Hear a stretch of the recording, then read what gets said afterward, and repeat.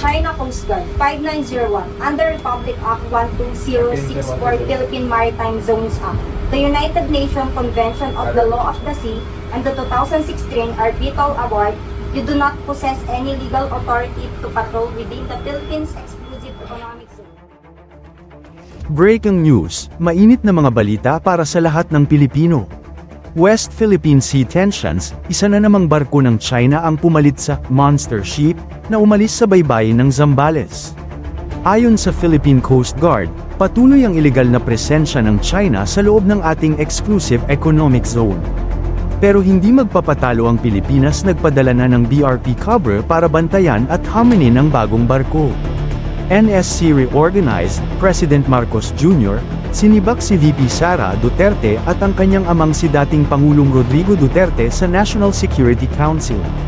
Malinaw na tinutukoy ng AO 81 na dapat mga lider na tunay na nagtataguyod ng soberanya ang miyembro ng NSC. Kontrobersyal ang hakbang na ito laban sa mga personalidad na may pro-China reputation. Modernisasyon ng PAF, bagong yugto para sa Philippine Air Force. 6 na modernong A-29 Super Tucano light attack aircraft ang paparating, matapos ang pagretiro ng OV-10 Broncos at AH-1S Cobras. Handa na ang PAF na palakasin ang depensa at siguruhin ang seguridad ng Pilipinas.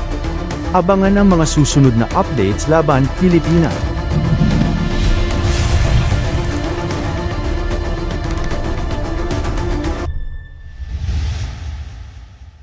PCG, barkong halimaw ng China, umalis sa Zambales, bagong barko nakatutok sa parehong lugar Manila, Pilipinas. Iniulat ng Philippine Coast Guard, PCG, na ang tinaguriang monster ship ng China, ang barkong China Coast Guard, CCG, 5,901, ay umalis na mula sa baybayin ng Zambales.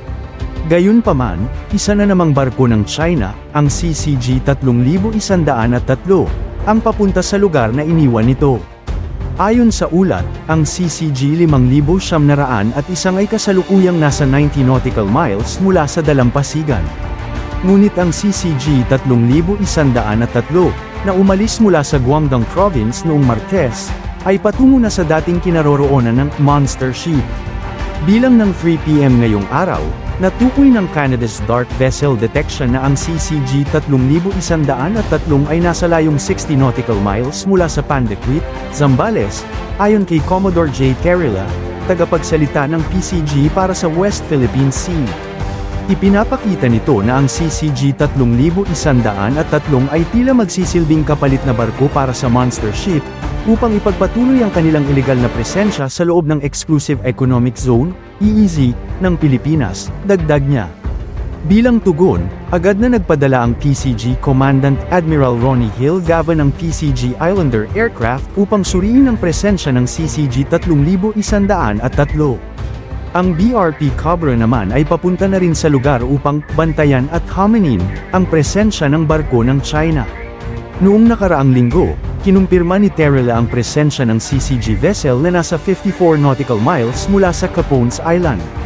Patuloy ang agresyon ng Beijing sa pamamagitan ng pag-angkin sa halos buong South China Sea, kabilang ang malaking bahagi ng West Philippine Sea, sa kabila ng desisyon noong Hulyo taong 2016 ng Arbitral Tribunal na pumabor sa Pilipinas.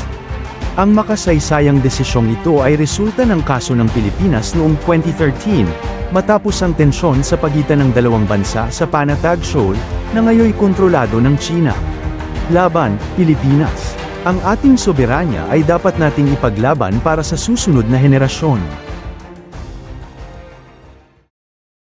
Marcos, sinibak ang Duterte mag-ama sa National Security Council, pro-Filipino move versus pro-China influence. Manila, Pilipinas. Sa ilalim ng Executive Order No. 81 na ipinalabas ni Pangulong Ferdinand Marcos Jr., tinanggal ang Vice President at mga dating Pangulo ng Pilipinas mula sa National Security Council, NSC, ang pangunahing tagapayo ng Pangulo sa mga plano at pulisya ukol sa pambansang seguridad. Ang hakbang na ito ay malinaw na naglalayong tiyakin na ang NSC ay nakatuon lamang sa mga miyembrong tunay na nagsusulong ng pambansang interes at soberanya. Ang EO, na inilabas noong ika-30 ng Disyembre at isinapubliko nitong ika-3 ng Enero, ay nagsasaad na kinakailangan ng reorganisasyon upang mapanatiling matatag ang NSC sa harap ng mga pagbabago sa lokal at pandaigdigang hamon. Nilinaw din ito na kailangang tiyakin na ang mga miyembro ng konseho ay buong puso't layunin na pinangangalagaan ang pambansang seguridad. Ang hakbang na ito ay nagresulta sa pagkakatanggol ng dalawang Duterte Vice President Sara Duterte at dating Pangulong Rodrigo Duterte mula sa NSC. Kapansin-pansin na ang mag-ama ay kilalang pro-China, partikular sa kanilang mga naunang pahayag at aksyon kaugnay ng sigalot sa West Philippine Sea. Ayon kay Executive Secretary Lucas Bersamin, sa kasalukuyan, hindi itinuturing na may kaugnayan ang Vice President sa mga tungkulin ng pagiging miyembro ng NSC. Dagdag niya, maaaring magdagdag ng miyembro ang Pangulo kung kinakailangan. Sa bagong EO, binibigyang diin din ng papel ng mga kinatawan mula sa iba't ibang ahensya, kabilang ang National Intelligence Coordinating Agency, AFP, PNP, at NBI, na magbibigay ng teknikal na suporta sa mga pulong ng NSC. Isinama rin ang posibilidad na imbitahan ang Bangko Sentral ng Pilipinas Governor sa mga deliberasyon. Si National Security Advisor Eduardo Año ay nagpahayag na ang reorganisasyon ay mahalaga upang mas mapahusay ang paggawa ng mga pulisya para sa pambansang seguridad. Ang NSC ay unang-una isang tagapayo ng Pangulo, kaya't nararapat na nakabase ito sa maayos at napapanahong impormasyon, aniya. Ang hakbang na ito ay nakikitang isang malinaw na mensahe mula sa Administrasyong Marcos ang pambansang interes ang dapat manaig, hindi ang impluwensya ng mga personalidad na maaaring nakikiling sa banyagang kapangyarihan tulad ng China. Laban, Pilipinas. Tiyakin natin na ang ating pambansang seguridad ay para sa Pilipino at hindi para sa interes ng banyaga. PAF to acquire modern light attack planes, bagong pag-asa para sa pagtatanggol ng Pilipinas-Manila, Pilipinas upang mapalakas ang kakayahan ng Philippine Air Force, PAF, sa surveillance at counterinsurgency missions, makakakuha ang bansa ng 6 na bagong A-29 Super Tucano light attack aircraft. Ito ay bahagi ng modernisasyon ng militar matapos ang pagretiro ng huling dalawang Rockwell OV-10 Bronco light attack aircraft at dalawang AH-1S Cobra attack helicopters. Ayon kay Brig. Gen. Juliano Larinez, commander ng PAF 15th Strike Wing, opisyal na nilagdaan ng kontrata para sa 6 na karagdagang Super Tucano aircraft noong ika-27 ng Disyembre. Hopefully, ang notice to proceed ay maibibigay na, aniya sa decommissioning ceremony na ginanap noong Sabado sa Sangley Point, Cavite City. Ang Brazil-based Embraer ang nag-deliver ng unang batch ng 6 na Super Tucano aircraft noong 2020 na nagkakahalaga ng 4.698 pesos bilyon. Sa kabila ng bagong karagdagan, aminado ang PAF na malayo pa ang tatahakin upang maibalik ang reputasyon nito bilang pinakamahusay sa rehiyong ASEAN.